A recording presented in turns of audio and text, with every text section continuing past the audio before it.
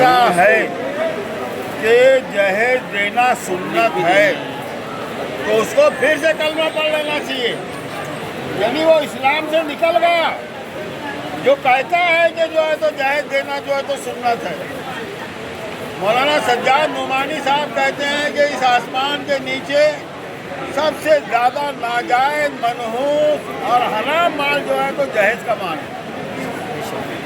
آج جہیز کی تباہ کاری اور بھیانک کو دیکھ کر پھر بھی لوگوں کی آنکھیں نہیں کھل رہی ہیں،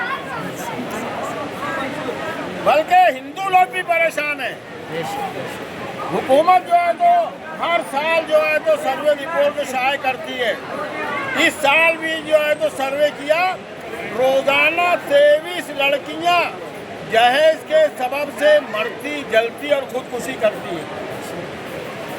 سلیح صاحبہ نے 22 جون 2025 کو اعلان کیا کہ مہاراشٹر سے جو ہے تو جہیز کی لعنت کو ختم کر دیا جائے گا۔ یہ کون کہہ رہا ہے؟ یہ میری ایک ہندو بہن کہہ رہی ہے، جن کے سماج میں لڑکیوں کو جائیداد میں سے باقاعدہ حصہ نہیں ملتا۔ مسلمانوں کو تو جائیداد میں سے حصہ ملتا ہے۔ یہ مسلمانوں کی آنکھیں کب کھلیں گی؟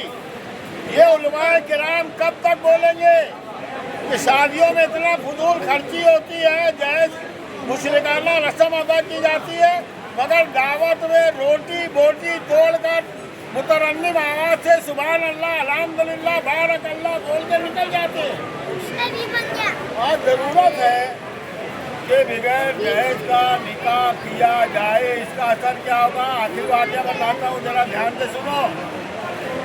مولانا سجاد نعمانی صاحب جو ہے تو ایک مسلمان کی شادی میں گئے۔ وہ مسلمان غیر مسلموں کے محلے میں رہتا تھا، وہ غیر مسلموں کو بھی بلایا، اور جب اصل بات 5-6 لوگ جو ہے تو آئے، نکاح ہو گیا، مغرب بعد دلہن لے کر چلے گئے، تو 2 گریجویٹ غیر مسلم لڑکیاں دلہن کی ماں کے پاس آئے اور کہا کہ آنٹی، ہم نے تو نہیں دیکھا کہ دلہن کو جب رخصت دیے تو جہیز بھی دیے۔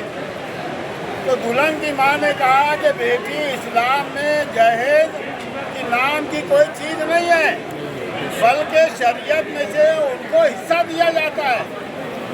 سنو، وہ 2 غیر مسلم لڑکیوں نے جو کہا تھا وہ سنو۔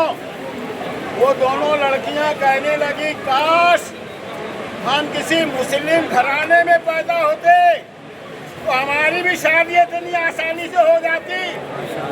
آج مسلمان اگر شادی کو، نکاح کو صرف وہ سنت کے مطابق کرے، میں نہیں کہتا، مجاہد الاسلام کہتے ہیں کہ ہندوستان میں اسلام کا دروازہ کھل جائے گا، لوگ جھوک در جھوک مسلمان ہو جائیں گے۔